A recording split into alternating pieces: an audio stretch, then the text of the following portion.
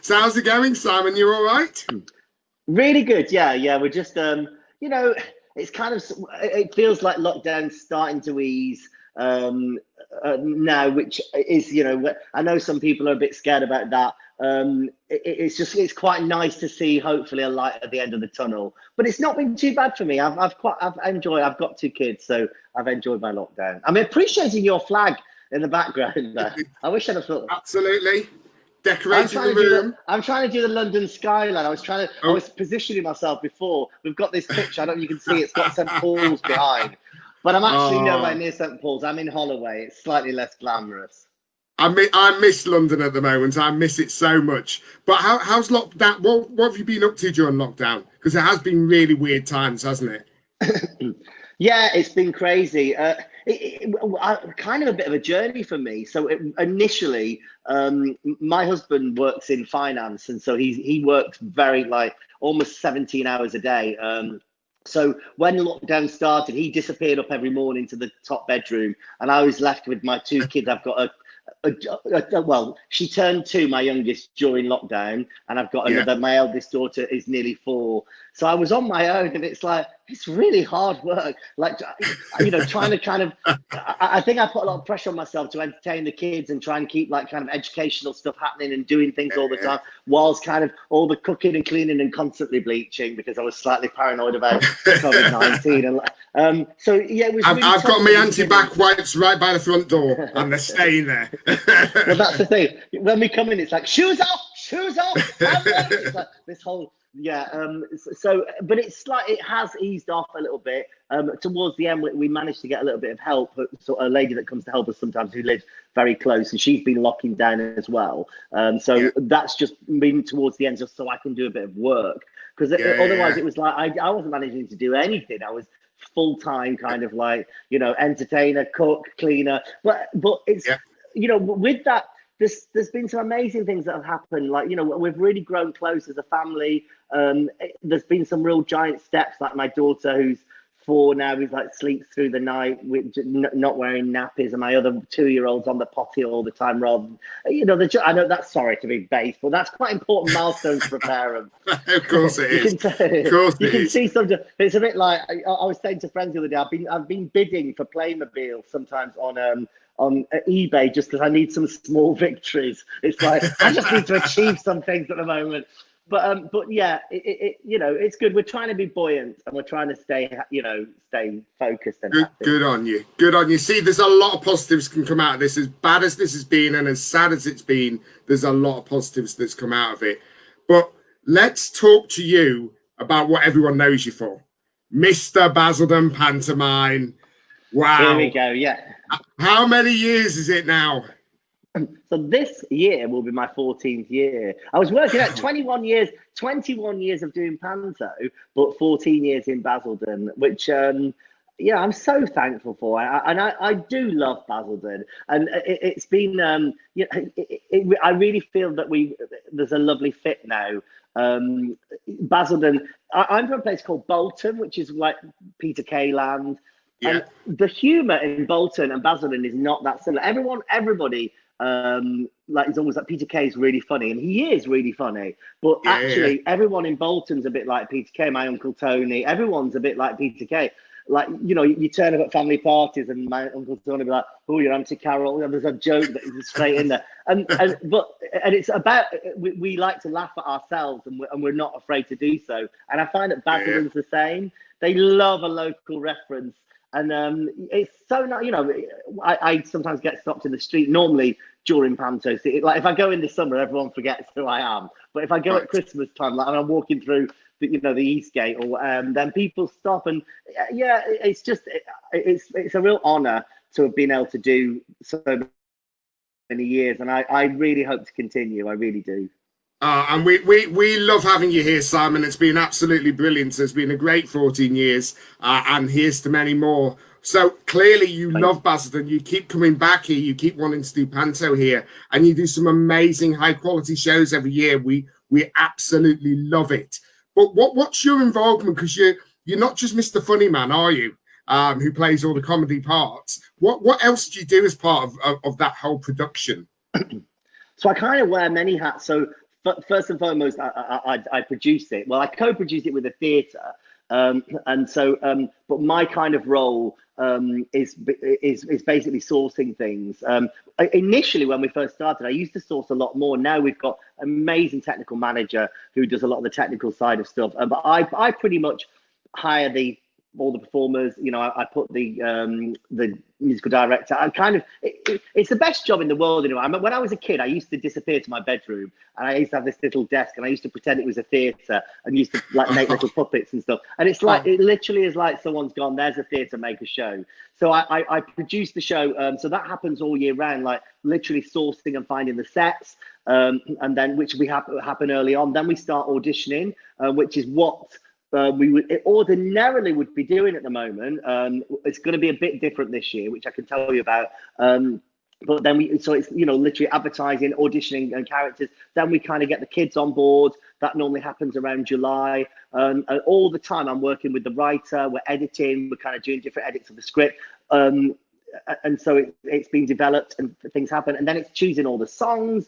I choose all the songs and write all the lyrics for the songs as well. So we're constantly listening out for what's the you know, in the charts, and then you get amazing gifts sometimes, like The Greatest Showman, and which we've dined on for the last 2 years, and there might even be one in this year's show.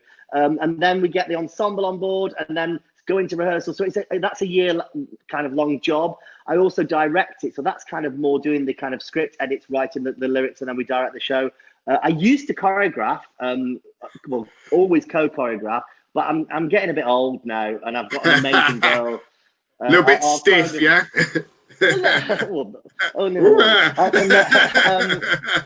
So no, I've got amazing choreographer who actually, she's the resident director on Thriller in the West End. I can't compete with her anymore. So so basically she choreographs, but I go to every choreography rehearsal, because we just, rather than kind of the story stops and we have just suddenly a dance routine, I like it to be part of it. So it's quite, I think it's important to have one person driving everything with everyone else's involvement. So I'm very fingers in all the pies with the songs and everything. Yeah. And then lastly, what people know me as is playing the fool. So you know, I joke every year. The funny fool. Well, yeah. Same act, different wig or different costume. So amazing. So go on, tell us what's going to happen this year. Are we going to be going? He's 2 meters behind you, or something like that. I don't know. What's the plans for this year? You know, funny enough, we've been saying that. You know, every year, David, we always have "Don't touch the lever," and it was like, you know, what should we do? Should it be "Don't touch the hand sanitizer"? And then, in all seriousness, but actually, it's been a massive tragedy, and I think we need to be careful to know how to pitch it and where to pitch it and when to pitch it, because, like we say, there's been a tremendous amount of loss. So. At the moment, you know, working with the writer, we are trying to be, we're just trying to be as sensitive as possible. And also there's a lot of negativity as what will happen with theatre this Christmas, whether it will even be running. At the Towngate, we're being really positive. And if anyone's going to bring you a show, we will. So we're working on it. So what we're doing at the moment, because we can't audition, is we are casting from past casts. Which for me is it's like I've got my dream team. So like, you know, it's like looking back thinking who was amazing, who was really stood out that year. And obviously we've got Sophie back, who's always there, who's amazing, and myself. But we're going to have a stellar cast.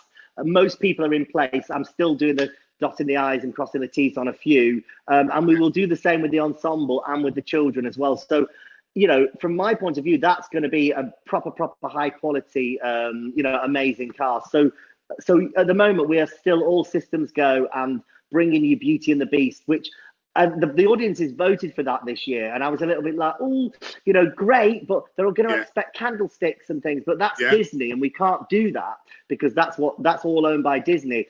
So myself and the writer, we've had many meetings, and we're going to.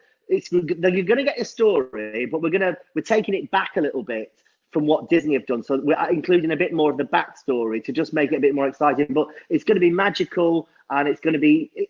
I hope it will just be as wonderful as well it has been for the past 14 years, and not lose anything, but maybe even top the previous years.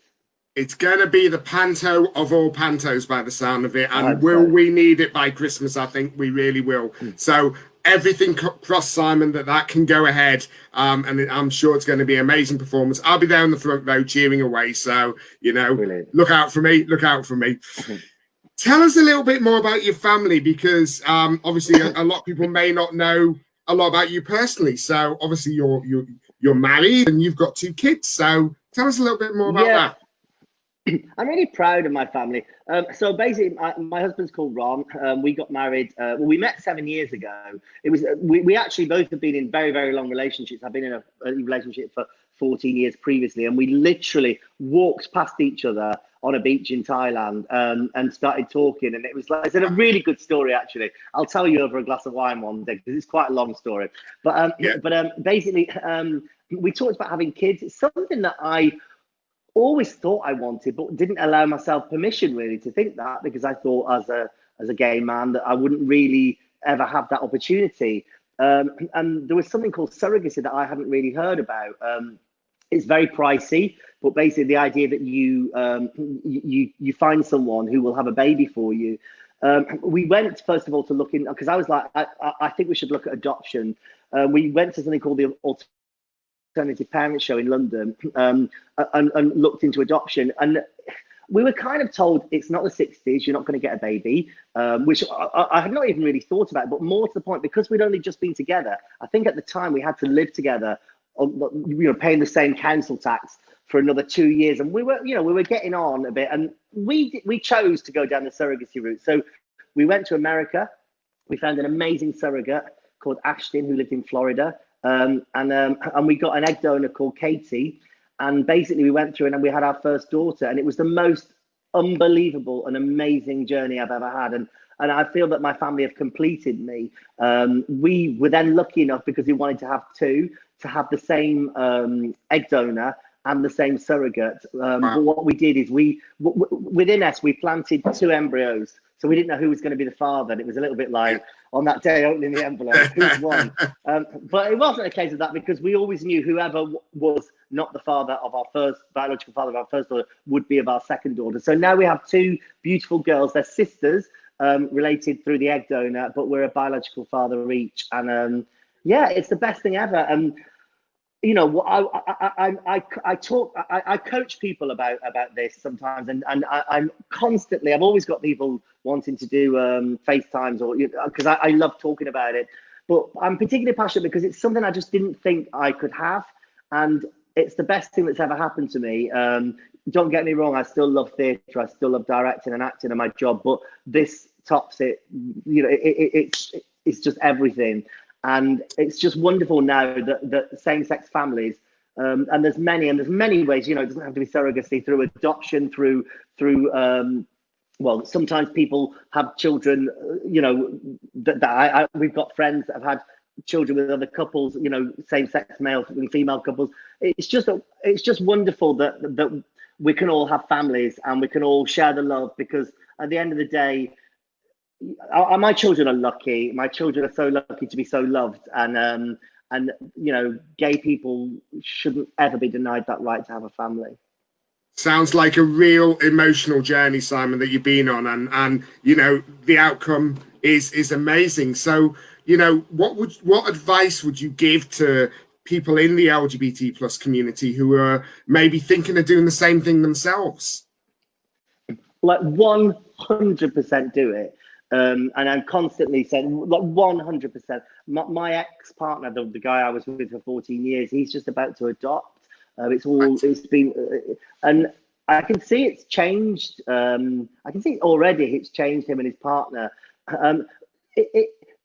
You know, I grew up.